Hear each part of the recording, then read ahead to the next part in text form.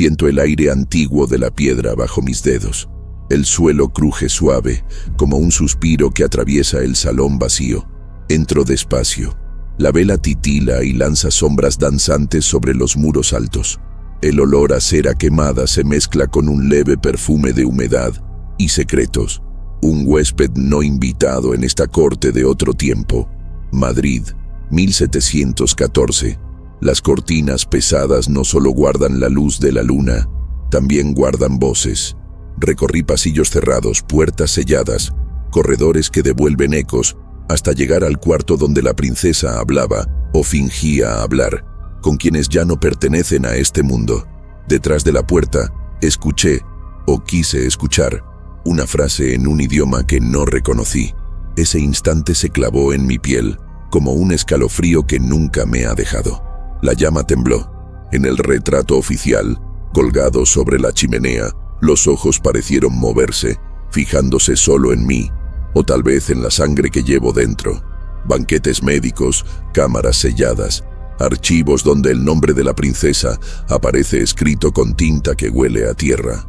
Todo eso sigue latiendo, incluso hoy, bajo la piedra fría del palacio. Y aquella noche de baile, con la luna roja tiñendo cristales y risas ahogadas, lo cambió todo. O quizás reveló lo que siempre estuvo escondido.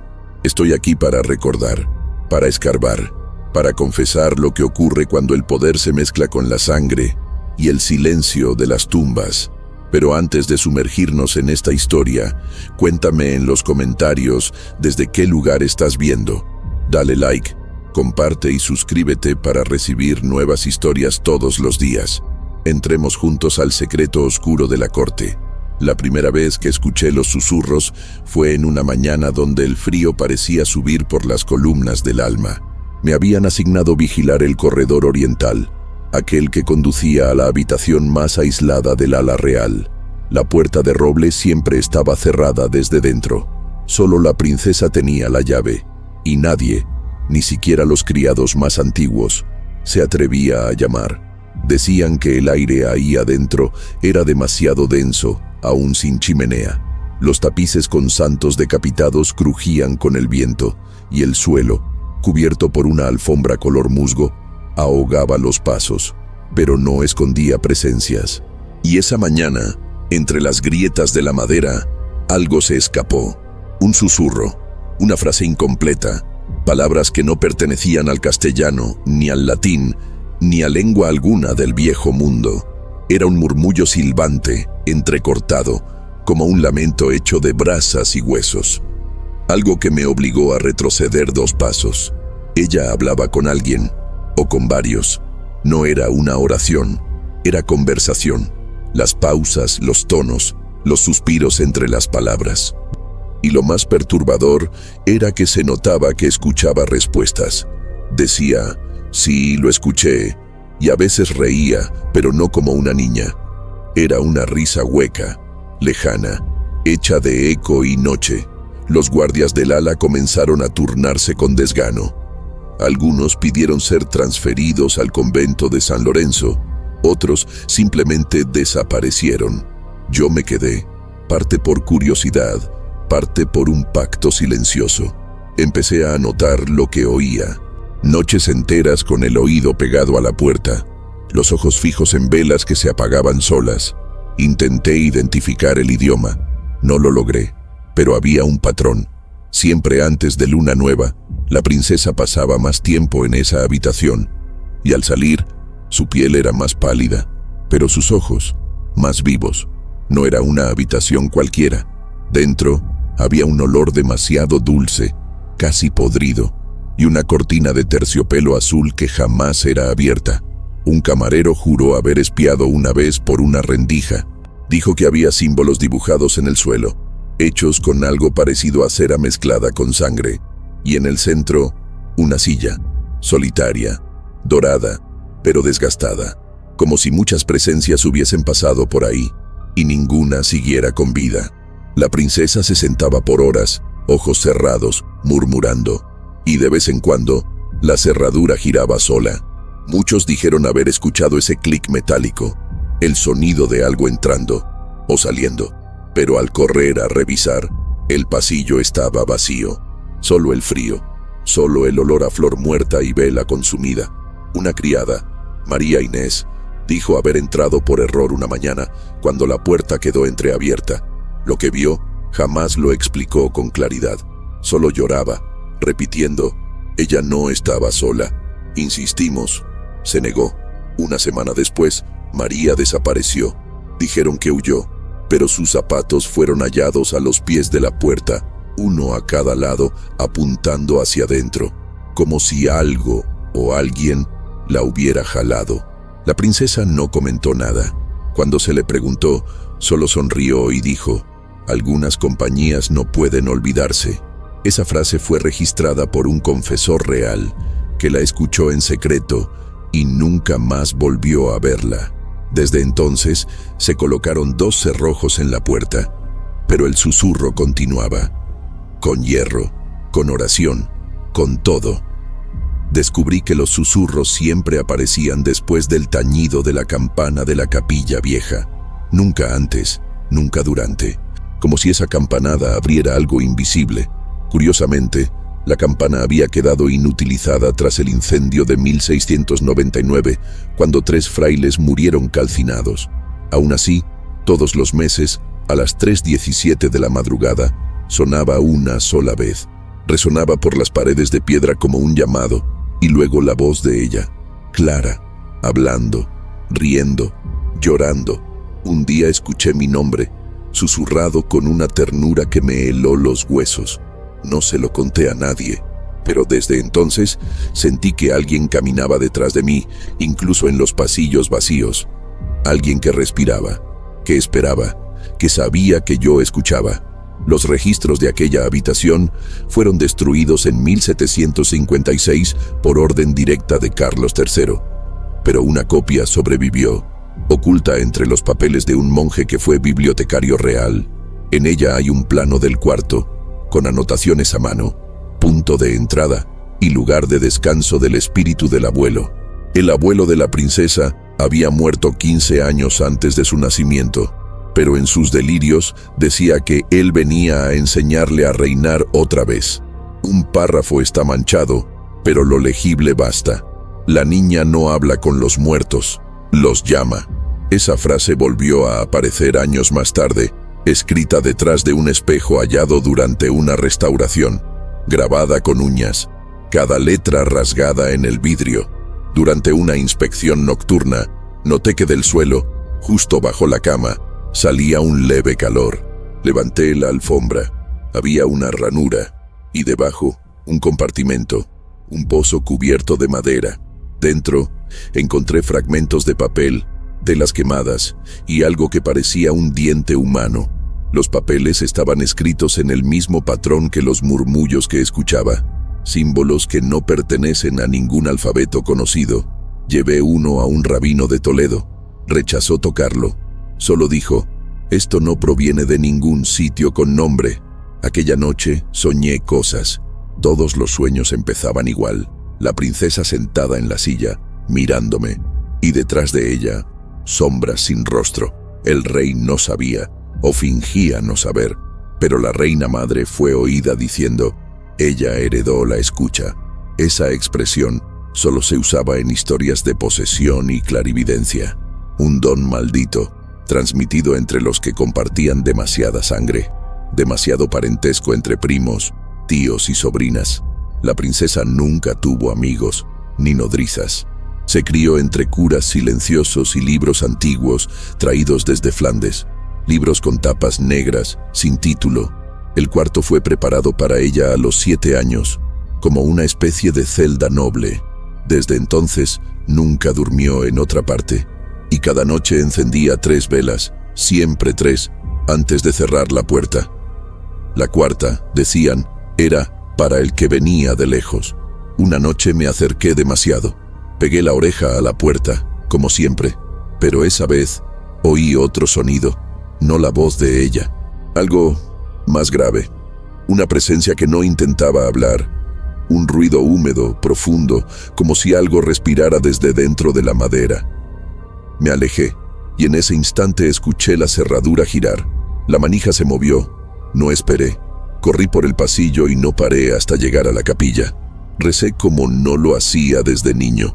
Al día siguiente, la princesa estaba en el jardín, vestida de blanco, descalza, cantando una canción infantil de origen moro que nadie le había enseñado. Al verme, se detuvo y dijo: «A él le gustas tú». La última vez que vi esa habitación fue cuando me llamaron durante una crisis. Decían que gritaba, pero al entrar, estaba sentada, ojos fijos en la nada. La llama de la vela no oscilaba, nada se movía, solo ella repitiendo: «Ellos están aquí». Noté que el cuarto olía a incienso, pero no a incienso común. Tenía algo de metal, de carne, de tiempo. Salí antes que la puerta se cerrara sola.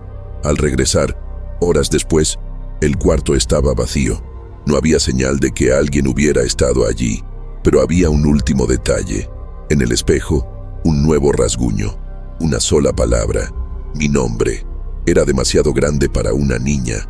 El retrato colgaba en lo alto del muro occidental de la galería, con un marco negro, grueso, tallado con símbolos fúnebres, cipreses, cuervos y serpientes entrelazadas. La pintura fue hecha cuando la princesa tenía apenas 9 años.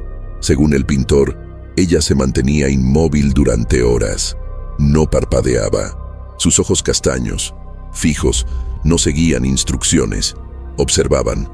Terminó el retrato en 12 días, pero rechazó el pago.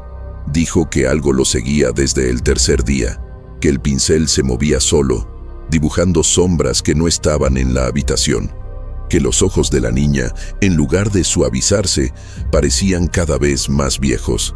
La obra fue finalizada con una vela encendida, a petición de la propia princesa, y el último día antes de marcharse, el artista escribió detrás del lienzo: «No miréis durante la noche». Se había ordenado cubrir el cuadro al anochecer. Un velo de lino oscuro debía bajarse con cuerdas de hierro, ocultando el rostro de la princesa hasta el amanecer. Pero como todo secreto de palacio, esa norma se incumplía a menudo. Y los criados que lo veían de noche decían lo mismo. El rostro parecía cambiado, la piel más gris, la boca entreabierta, y sobre todo, los ojos. No solo seguían al espectador, elegían a quién seguir. Un panadero real se desmayó al cruzar la galería vacía cierta madrugada. Afirmó que los ojos del retrato brillaron al verlo entrar, y que murmuraron, en voz baja, la palabra sangre. Nadie lo creyó, hasta que se supo que descendía de moriscos convertidos, portadores de sangre considerada impura por la corona. Desde entonces, se fijó el velo de forma permanente, o eso decían, pero yo lo vi. Vi el retrato a las 3 de la madrugada, sin velo, cuando un guardia me llamó, pálido, jurando oír voces en la galería. Entré con la linterna temblando entre las manos.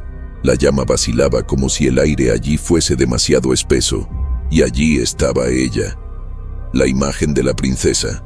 Pero algo había cambiado, el mismo cuadro, y no, los trazos, más tensos, las ojeras, más profundas, los ojos, distintos, y la boca, entreabierta, como si estuviera a punto de hablar. No sé cuánto tiempo estuve allí, paralizado, hasta que oí una voz, baja, femenina, desde detrás del lienzo: «Sigo aquí». El guardia huyó. Yo me quedé, hasta que la llama se apagó, y los ojos sonrieron. Después de aquello empecé a estudiar la pintura. Descubrí que el pigmento usado en los ojos de la princesa no era común. Provenía de una sustancia extraída de una piedra rara, mezclada con bilis y polvo de hueso. El pintor nunca reveló de qué hueso se trataba, solo decía: «Son puros». Hay registros de que los restos de 2 jóvenes parientes de la princesa fueron exhumados semanas antes, muertas por fiebre o melancolía.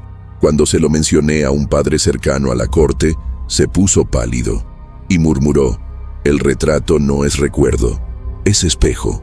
Desde entonces, noté un patrón. Quienes pasaban frente al cuadro con algún secreto en la sangre, ancestros no cristianos, linaje bastardo, sentían náuseas, calor o escuchaban murmullos que nadie más oía. Una noche, la hija del ministro de guerra visitó el palacio, una joven culta, descendiente de flamencos. Al ver el retrato, se puso blanca y empezó a temblar. Dijo que la pintura parpadeó, que los ojos se cerraron y abrieron, y que vio, por un segundo, a la princesa envejecida, como si hubiera muerto hacía décadas. Trataron de calmarla. Se desmayó. Al despertar, solo repetía: «Los ojos me reconocieron». Nunca volvió al palacio. Comenzó a dormir con las ventanas cubiertas y los espejos volteados hacia la pared. Un año después, murió de fiebre súbita. El médico que la atendió anotó un detalle. Sus ojos estaban vueltos hacia arriba, como si vieran algo sobre el techo. Su familia mandó sellar la habitación con cal, y el retrato de la princesa, esa misma semana, amaneció con una pequeña rasgadura en la comisura de la boca, como una nueva sonrisa. La princesa raramente miraba su retrato. Cuando lo hacía, era en silencio. Pero hay registros de una noche en que fue vista hablándole a la pintura, sola en la galería, frente al cuadro. Un criado que pasaba dijo haber escuchado risas. 2. La de la princesa, y otra, idéntica, proveniente del lienzo. Mandaron investigar, pero al entrar, la princesa dormía en el suelo, envuelta en la cortina caída. El velo oscuro había sido arrancado, y el rostro pintado ya no era el mismo.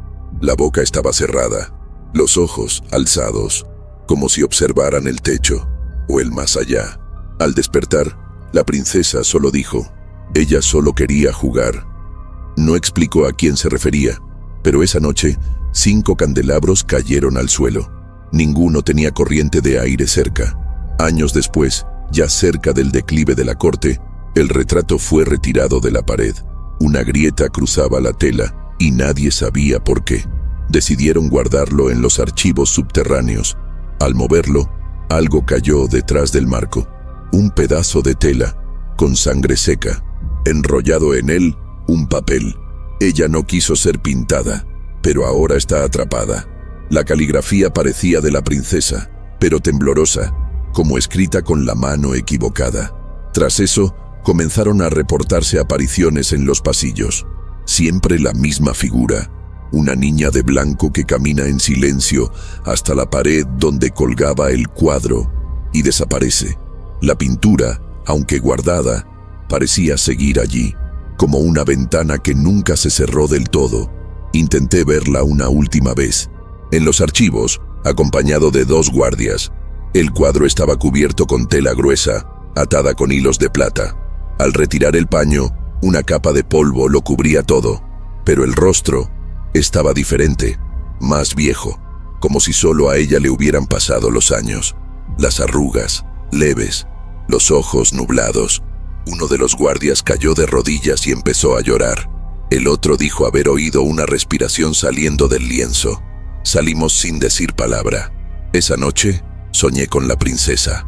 Me miraba, pero algo no encajaba. Cuando quise hablar le dijo: «Ahora tú estás dentro del marco. Dicen que el retrato aún existe, que fue enviado a un convento en el interior de Andalucía. Otros dicen que fue quemado, pero que el fuego no lo consumía. No sé qué es cierto, solo sé lo que vi y lo que sentí, porque desde entonces evito los espejos, evito los retratos, porque a veces siento que alguien me observa desde dentro del marco, alguien que conoce mi sangre y que sonríe, incluso cuando yo no sonrío. Quizás la princesa no quería ser recordada. Tal vez el retrato nunca fue un homenaje, sino un sello, una prisión. Y ahora, quien lo mira, lleva una parte de ella consigo. O peor, ofrece una parte de sí mismo. Siempre era al cambio de estación, cuando el clima giraba, cuando las aves migraban y los cuerpos comenzaban a enfermar. La corte organizaba lo que llamaban comida terapéutica, pero nunca lo decían en voz alta. Eran banquetes, fiestas silenciosas, sin música, largas mesas de roble cubiertas con lino bordado, donde solo se sentaba la familia real. Médicos, monjes y boticarios permanecían al fondo, con la mirada baja y guantes en las manos. La princesa era la primera en llegar, pálida, siempre con el cabello suelto. Sus dedos blancos descansaban sobre la copa antes de que cualquier líquido la tocara. Había silencio. ni los cubiertos sonaban. Lo que servían, nadie se atrevía a nombrarlo, pero yo lo vi. En cuencos pequeños, una sustancia oscura. En frascos, algo que parecía vino, pero era más espeso. Y en bandejas, fragmentos. Las sustancias variaban según el estado de la princesa. Si mostraba fatiga, servían aceite de ámbar con tintura de lirio negro. Si sufría desmayos, una infusión espesa hecha de cerebro de ciervo en almíbar amargo. Pero cuando sus ojos perdían el enfoque y murmuraba palabras que no pertenecían a idioma alguno, el plato cambiaba. Cierta noche trajeron una sopa, fría, sin aroma, gris. En ella flotaba algo que parecía carne de lengua, y junto a ella, un líquido denso en una copa de estaño, con olor a hierro y muerte. Para restaurar la sangre ancestral, dijeron, pero ese líquido no venía de plantas, ni de animales comunes. Venía de cuerpos humanos, cadáveres frescos de las mesas de disección del colegio médico, jóvenes enfermos, niños huérfanos, y ella bebía, sin pestañear, como quien tiene sed de lo que no debería existir. Una noche de tormenta, vi algo que jamás olvidé. La princesa parecía en trance, ojos en blanco, piel en fiebre. Los médicos lo llamaban el auge de la impureza genética, un término que susurraban con miedo. ¿La solución? Inyectarle, aún viva, un elixir extraído de un ahorcado, muerto, hacía menos de una hora. El líquido fue recolectado de la médula espinal del cadáver, mezclado con vino y polvo de oro. Fue introducido por vía nasal con una varilla larga y helada. Ella gritó, pero luego sonrió, abrió los ojos y dijo, «Ahora él está en mí». Nadie entendió a quién se refería, pero uno de los médicos, joven y demasiado devoto, se desmayó. Al despertar pidió retiro y se volvió ermitaño en las montañas de Segovia. Nunca más habló de la princesa, ni de nada. Estos banquetes duraban horas. El rey los observaba de lejos, sin sentarse. La reina solo murmuraba oraciones. La sala, siempre cerrada. Las ventanas cubiertas con paños gruesos.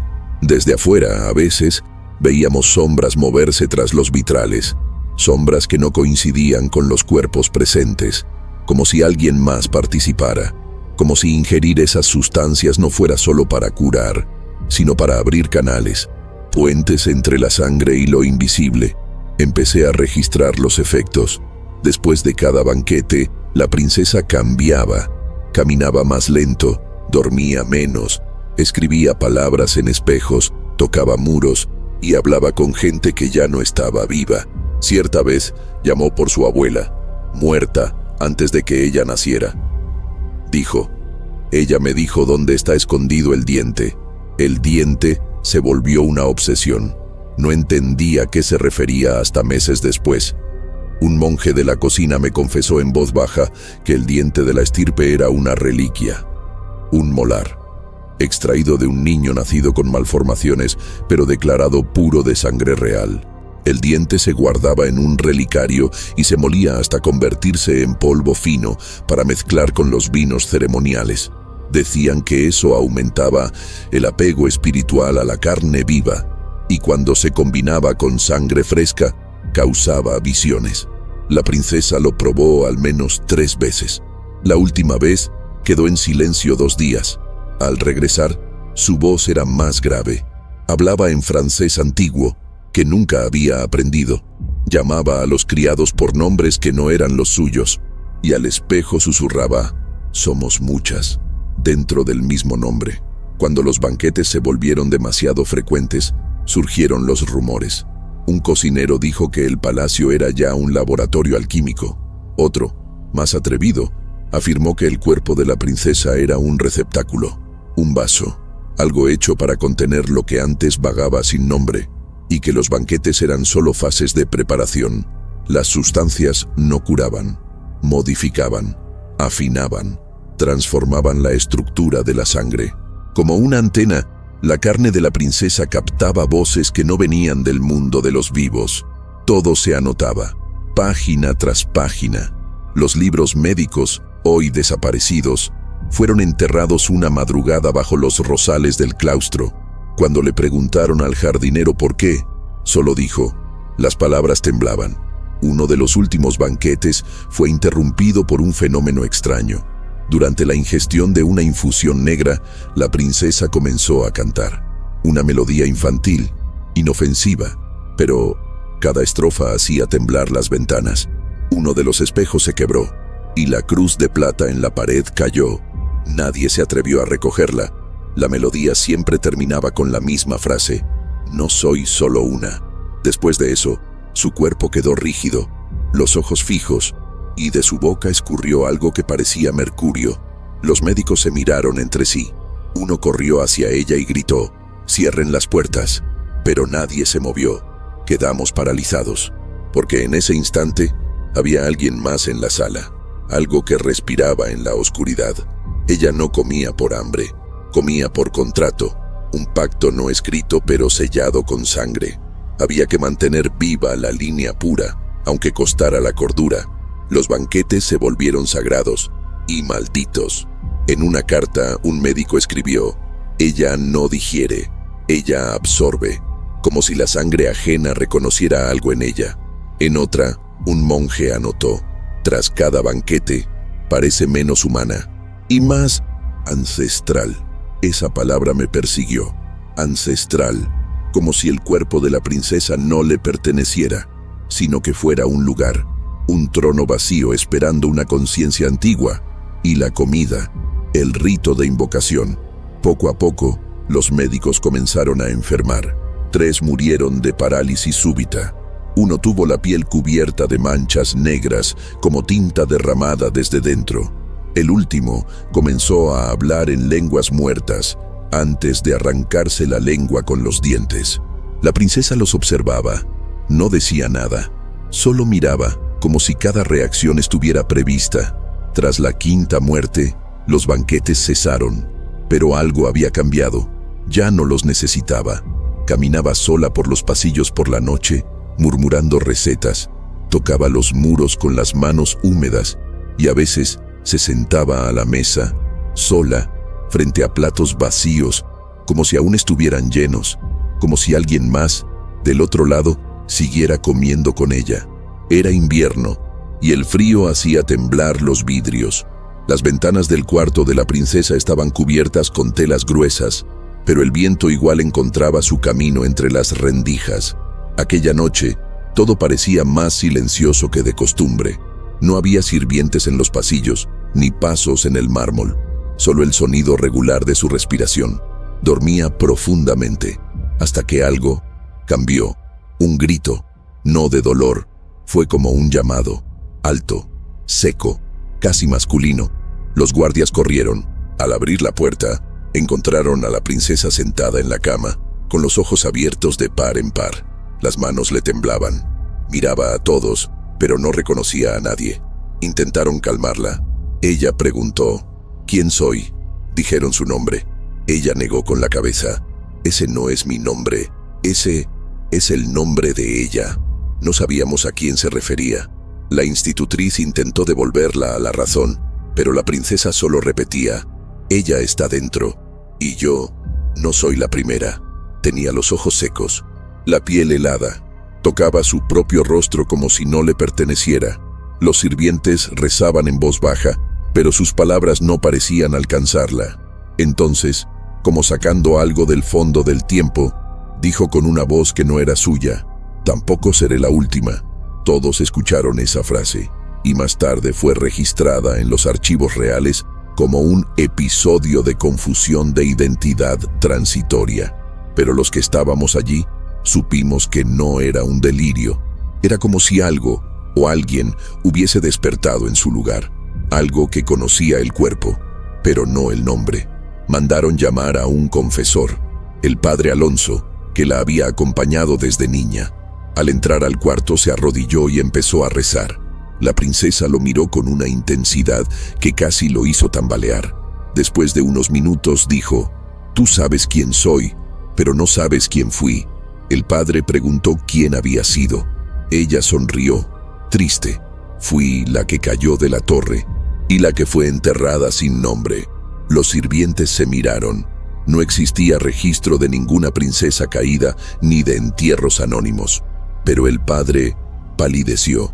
Conocía la historia, un secreto antiguo, una niña bastarda de la corona, nacida en pecado y muerta en un convento, oculta en los archivos como espíritu irrecuperable. La princesa no debía saber eso. Durante los días siguientes, no durmió. Vagaba por el palacio como una sombra. Leía manuscritos antiguos que jamás había aprendido a leer. Corregía nombres en libros de registro. Cruzaba fechas. Tocaba objetos y decía, esto no es mío, esto era de ella. Era como si hubiera heredado memorias que no le pertenecían, pero que ahora vivían en ella. Intentaron llevarla al médico. Se negó. Dijo que el problema no era del cuerpo, era del hilo. El hilo está suelto, y ahora todo se desborda. Comenzó a firmar con otro nombre, un nombre que nadie conocía, un nombre de otra época, y cuando los sirvientes le preguntaban quién era, respondía con serenidad, solo soy la siguiente. La vi esa noche en el jardín interior. La luna estaba cubierta, y el rocío hacía brillar los azulejos como espejos rotos. Caminaba descalza, cantaba algo, no en voz alta sino entre los dientes, una melodía monótona, en otro idioma. Me acerqué y la llamé por su nombre. Se detuvo, pero no se giró. Solo dijo, ella ya ha escuchado ese nombre, y no le gustó. Después desapareció por horas. Cuando la encontraron, estaba en la biblioteca oculta del convento, una sala cerrada hacía 50 años. La llave, decían, giró desde dentro. Sostenía un espejo antiguo y susurraba, ahora ella ve. En el reflejo, su rostro era el mismo, pero los ojos ya no eran suyos. Los médicos lo llamaron síndrome de identidad disociativa, pero el propio médico real dejó el palacio poco después. Dijo que no se puede diagnosticar lo que no es humano. La última vez que habló conmigo, temblaba. Dijo que, al examinarla, sintió que ella lo miraba por dentro, no a los ojos, por dentro, como si viera al hombre que fui y al que seré. Cada día, la princesa cambiaba detalles en su apariencia. Se trenzaba el cabello de formas que nadie le enseñó. Escribía con la mano izquierda. Bordaba escudos que no pertenecían a la familia real. Y una vez, susurró a una criada. Ella amaba las tormentas. Moría por ellas. Ese mismo día, el viento derribó una estatua en la terraza, la que custodiaba la entrada de la capilla. Documentos de la época contienen una nota secreta. Hay registros de que la joven habla con los muertos, pero quizás sea más correcto decir que los muertos hablan a través de ella. Esa frase aparece en un informe del inquisidor Valcárcel, que visitó el palacio en secreto. Según él, la princesa entró en trance durante una conversación y empezó a citar nombres de brujas ejecutadas en el siglo anterior, nombre por nombre, ciudad por ciudad, detalles de los juicios. Cuando él preguntó por sus fuentes, ella dijo, algunas palabras no mueren, solo se esconden. Al levantarse, ella le tomó la muñeca y le susurró, tú me quemaste, en Burgos, en 1642. El inquisidor regresó a la capital y nunca más se supo de él. Desde esa noche, se evitó pronunciar el nombre de la princesa. Los sirvientes la llamaban ella. En la corte, señora. El propio rey frente a ella solo decía, hija. Y cuando había que registrar algo en los documentos, se usaba un sello con las iniciales borradas, como si su nombre se hubiera convertido en un lugar prohibido, un sonido peligroso. Se decía que nombrarla traía pesadillas y que en ciertas habitaciones donde ella había estado, los espejos se empañaban sin motivo. En su cuarto retiraron todos los espejos, pero una ventana reflejaba. Y a veces, cuando la noche era muy oscura, se veía en ella un rostro, no el suyo, sino el de otra mujer, mayor, con los ojos llenos de rabia y de memoria. El palacio empezó a enfermar, sirvientes con fiebre, guardias que hablaban solos, ratones muertos en pares, siempre con la cabeza orientada al este. El jardinero encontró una mañana nombres escritos en la tierra alrededor de los olivos, nombres femeninos, todos borrados de la historia, todos ligados a la línea de sangre de la princesa. Cuando intentó borrarlos, la tierra sangró, literalmente, rojo oscuro, espeso. La princesa caminaba por los pasillos, hablándose a sí misma. Ella todavía está aquí, aún no he terminado. Una vez, una niña del pueblo entró escondida al palacio. Al verla, salió corriendo y gritó: «Hay una señora vieja dentro de la señorita». Fue la última vez que permitieron visitas. Y desde entonces, las campanas de la capilla sonaban 2 veces, una por la princesa, otra por la que vivía en ella. En la última mañana de ese invierno, la dejaron sola en su cuarto. Al entrar, la encontraron frente a la chimenea apagada, cabello suelto, pies descalzos, en el suelo círculos dibujados con ceniza y cabellos. Sostenía un libro antiguo, escrito con tinta desvaída. Al ver el título, todos se congelaron. Genealogía olvidada de las mujeres silenciadas. Un manuscrito perdido hacía más de 100 años.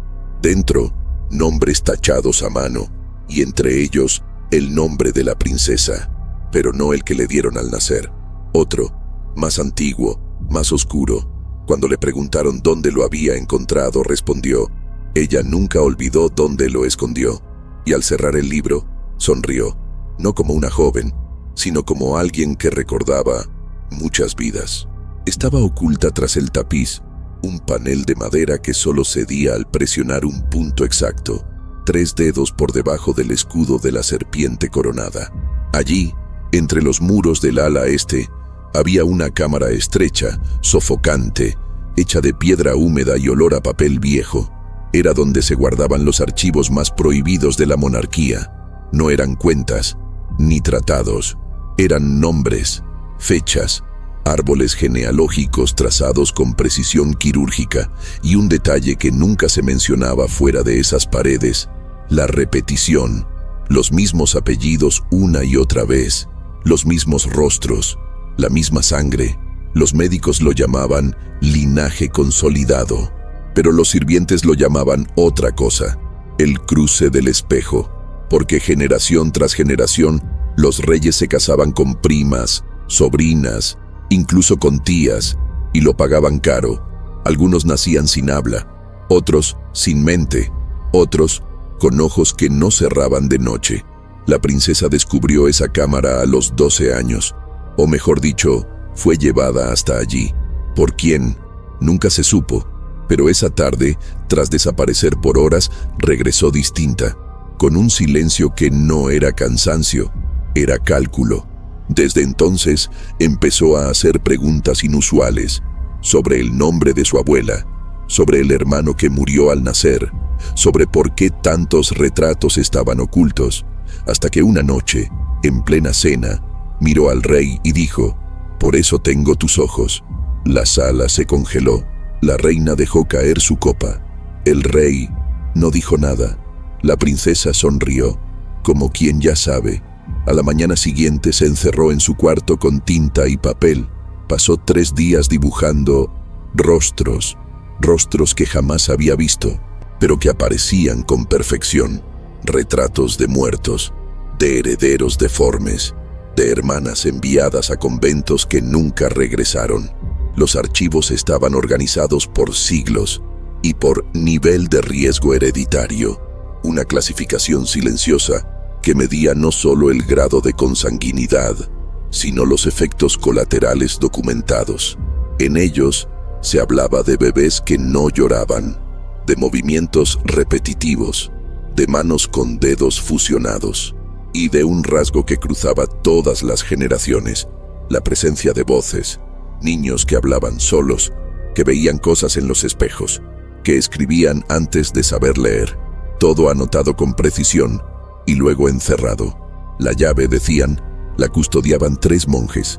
Uno de ellos, años después, confesó haber visto el nombre de la princesa en la última página, no como descendiente, sino como firmante, como si ella ya hubiera estado allí, mucho antes de nacer.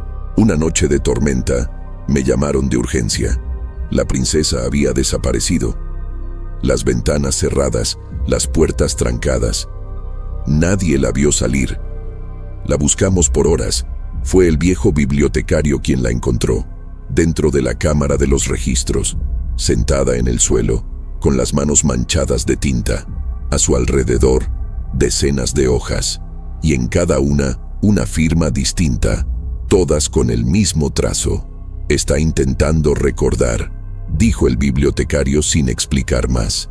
En la pared, alguien había dibujado un símbolo, un espejo partido. La princesa solo lo observaba, murmuraba: «La sangre se dobla y el nombre se rehace». Al sacarla de allí, dejó caer un papel. En él, escrito a mano: «Ya fui 3, y ninguna me reconoció». Desde esa noche empezó a escribir compulsivamente por las noches. Usaba carbón, vino, incluso su propia sangre.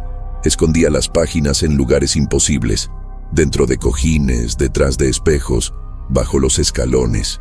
En ellas, mapas de árboles genealógicos distorsionados, con ramas que se cruzaban como serpientes, dibujos de úteros cosidos, de manos unidas por hilos de sangre, y frases, muchas frases. «El espejo sangra cuando se lo mira demasiado. Las hijas son madres de su propio nombre. El padre regresa en la carne del hermano. Los monjes querían destruir los escritos, pero el rey ordenó sellarlos. Temía quemar lo que no comprendía, y más aún, temía que eso regresara, porque entre los nombres escritos había uno que aún no existía, un nombre por nacer. Su cuarto empezó a oler a dulce, a flores muertas. Los sirvientes decían que la humedad venía de las paredes, pero yo sabía, venía de su piel, como si su cuerpo comenzara a absorber memorias antiguas. Una noche, miré por la cerradura. La princesa giraba en círculos, brazos abiertos, ojos cerrados, como en una danza olvidada. En el suelo, los papeles de la cámara. Ella los leía en voz alta, pero no en castellano, ni en latín. Era un idioma que dolía al oído. Cada sílaba hería el aire. Al final cayó de rodillas, murmuró: «Ahora sé de dónde vengo, pero no sé por dónde salí».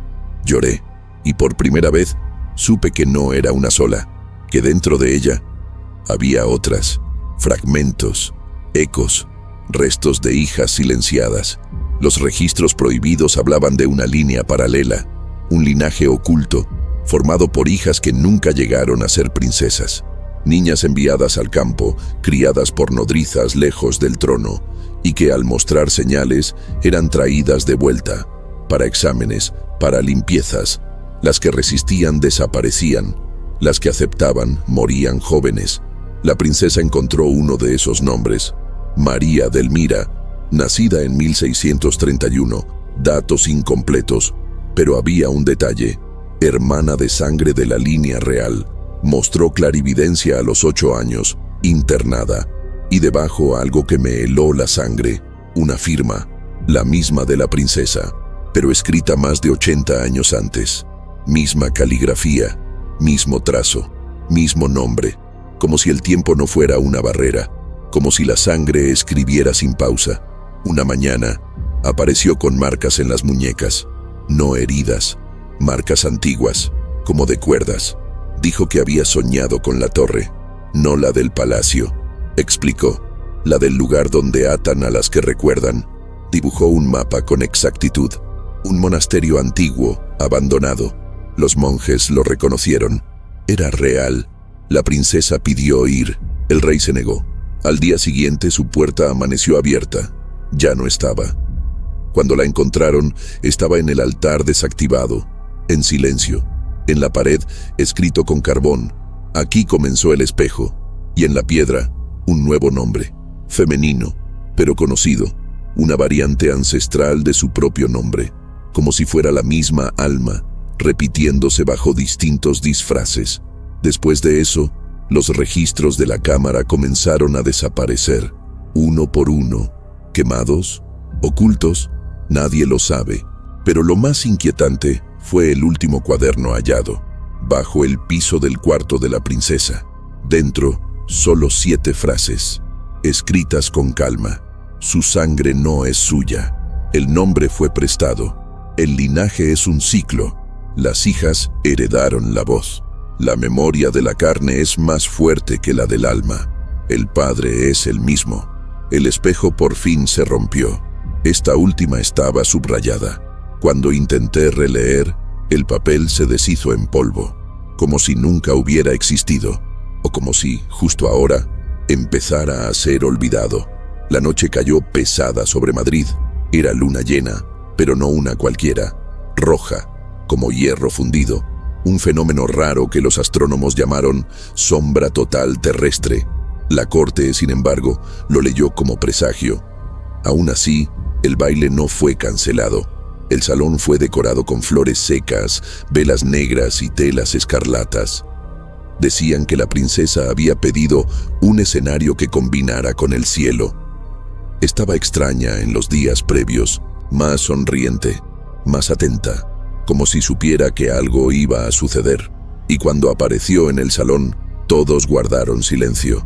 Llevaba un vestido nunca antes visto, blanco, casi translúcido, y en la espalda, bordado en plata, un símbolo antiguo, olvidado en los libros de alquimia. Al verlo, un monje palideció. La princesa caminó hasta el centro, abrió los brazos y dijo: «Esta noche no bailaré sola». La orquesta empezó a tocar, pero los músicos parecían hipnotizados. Tocaban más lento, notas alargadas, como si el tiempo se estirara. La princesa danzaba sola, giraba, deslizaba, sonreía, pero su mirada no fijaba en nadie. Era como si siguiera los pasos de alguien invisible, un par ausente. Cuando un joven cortesano intentó acercarse, ella retrocedió un paso y susurró: «Él aún no ha terminado». Nadie entendió. En ese instante, todas las velas titilaron. Una corriente helada recorrió el salón, y la música se detuvo. Un segundo de silencio. La princesa se quedó en el centro. Las manos le temblaban. Su sonrisa se ensanchó demasiado, anormal, casi cortada, y entonces cayó, sin sonido, como una muñeca. Los músicos se acercaron. El rey se levantó, pero la princesa reía, acostada con los ojos abiertos, reía como si hubiera visto el final. El médico corrió hacia ella, verificó los signos. Estaba viva, pero algo no coincidía. Sus ojos no parpadeaban, las pupilas no reaccionaban, y aún así, reía, suave, constante, una risa que parecía infantil, pero con un eco hueco, como si hubiera otra risa debajo de esa.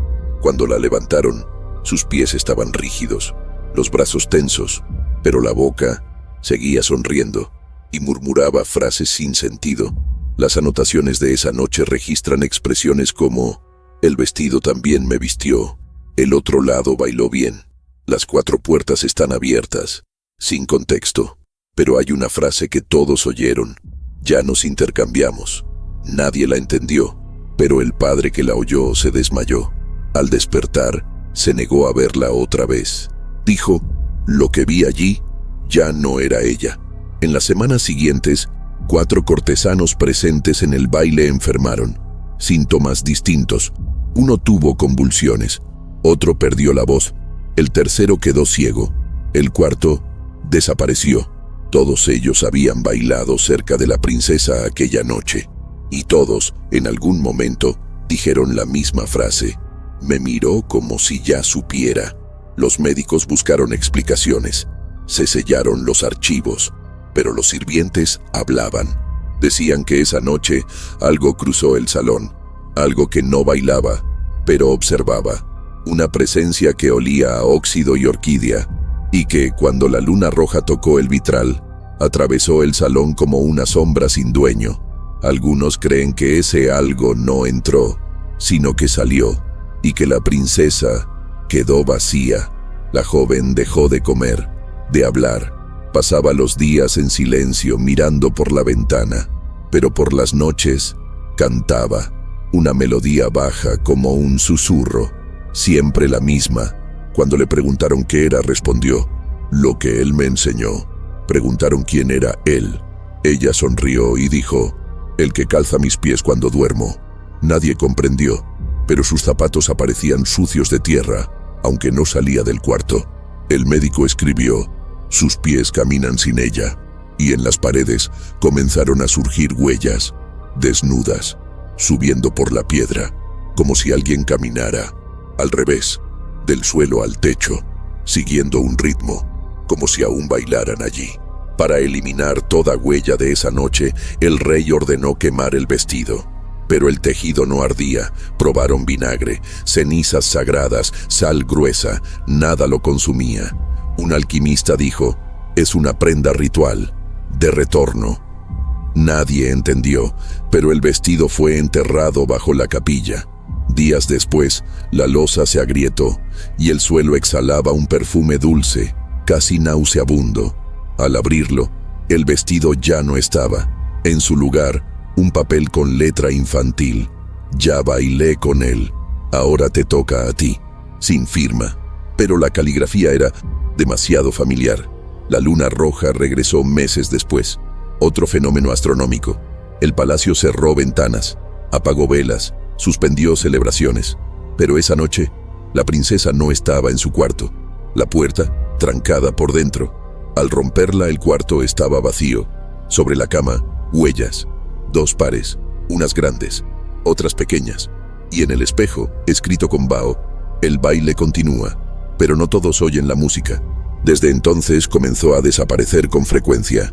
Aparecía en lugares imposibles, a veces en lo alto de las torres, otras en los sótanos, siempre descalza, siempre sonriendo, como si bailara por dentro. Cartas entre nobles decían que, después del baile, la princesa conocía secretos jamás dichos, nombres de hijos ilegítimos, errores militares olvidados, matrimonios rotos en silencio, como si oyera a través de los muros, como si la sangre hablara en su idioma. El rey prohibió su presencia en reuniones. La reina pidió que se retirara de los eventos, pero ella igual aparecía, en silencio, observando, hasta que alguien cometía un error.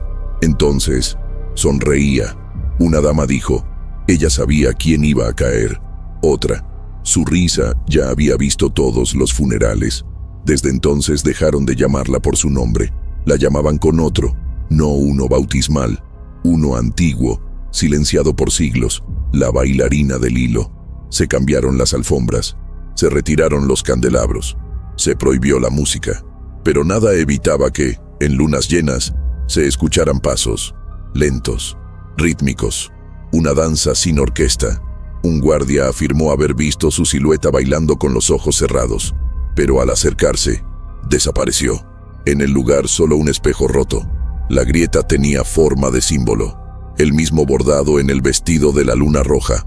El guardia enmudeció. Solo escribió una frase antes de enloquecer. Ella baila con quien nunca nació. Fue internado, y esa misma noche, en el salón sellado, las velas se encendieron solas. La última crónica del baile, escrita por un monje anónimo, dice: la danza es un pacto. Cada paso sella un intercambio, y cuando la luna roja flota, el velo entre mundos se adelgaza. La princesa nunca volvió a ser la misma, o quizás, por fin fue quien siempre fue. Dicen que la danza no terminó, que los ecos de esa noche aún vibran bajo el suelo del salón, y que si uno duerme cerca de esos muros, puede oír la música, una danza arrastrada, oscura, y una risa infantil, del otro lado de la piedra. Nadie entra ya en ese lugar. La sala fue sellada, pero cada luna llena, las velas tiemblan, y el viento gira, como si las parejas se reencontraran, como si, entre los velos del tiempo, el baile jamás hubiese acabado. Se llamaba Don Eloy Núñez, médico de la corte, especialista en trastornos del sueño y de la memoria. Tenía fama de escéptico, preciso, imperturbable. Fue llamado cuando los síntomas de la princesa ya no eran del cuerpo, cuando comenzó a hablar con sombras, a reírle a puertas cerradas, a afirmar nombres que no eran suyos. Eloy llegó al palacio en una mañana de cielo pálido, sin nubes, y dijo que se quedaría el tiempo que fuera necesario. Trajo solo 3 objetos: un cuaderno negro, un frasco de vidrio azul y un relicario de plata sin imagen. Se instaló en la antigua habitación del astrónomo real, y desde el primer día algo cambió. Los espejos se empañaban cuando pasaba, los relojes se adelantaban sin razón, y los sirvientes murmuraban: «Ese hombre no saldrá entero». Fue el único autorizado a ver a la princesa sin vigilancia. Las puertas se cerraban, la llave con él. Los encuentros eran siempre de noche, cuando el silencio era más profundo. Según anotaciones encontradas después, ella hablaba poco, pero nunca de sí misma. Siempre en tercera persona, como si describiera a alguien que observaba desde fuera. Ella sueña sin dormir. Ella devora los nombres antes de decirlos. Ella es el lugar donde otras vinieron antes. Eloy registraba todo. Letra pequeña, ordenada, clínica. Pero con los días, su escritura cambió. Las frases se distanciaban. Los términos ya no eran médicos. Y al final de cada sesión aparecía la misma frase: «Su sangre está llamando algo». En el 10º día, Eloy no acudió a la cena. Dijeron que estaba en su habitación. Un guardia llamó. Nada. Rompieron la puerta. El cuarto estaba vacío, todo en su sitio. La ropa doblada, los libros intactos, el frasco azul sobre la mesa. Pero el cuaderno había desaparecido. El relicario estaba abierto. Dentro, un cabello largo, oscuro, idéntico al de la princesa. No había signos de pelea, ni huellas, ni ruido, solo silencio. Pero en la pared, un dibujo, hecho a mano, una espiral con forma de flor, el mismo símbolo que aparece en registros prohibidos de la Cámara del Linaje. Desde ese día, Eloy Núñez no volvió a ser visto. A la mañana siguiente, la princesa despertó antes de lo habitual. Caminó por el pasillo central con los ojos fijos, sin parpadear. Se detuvo frente al retrato antiguo, aquel que envejecía de noche, y dijo: «Ahora él también ve». La criada que la acompañaba preguntó a quién se refería.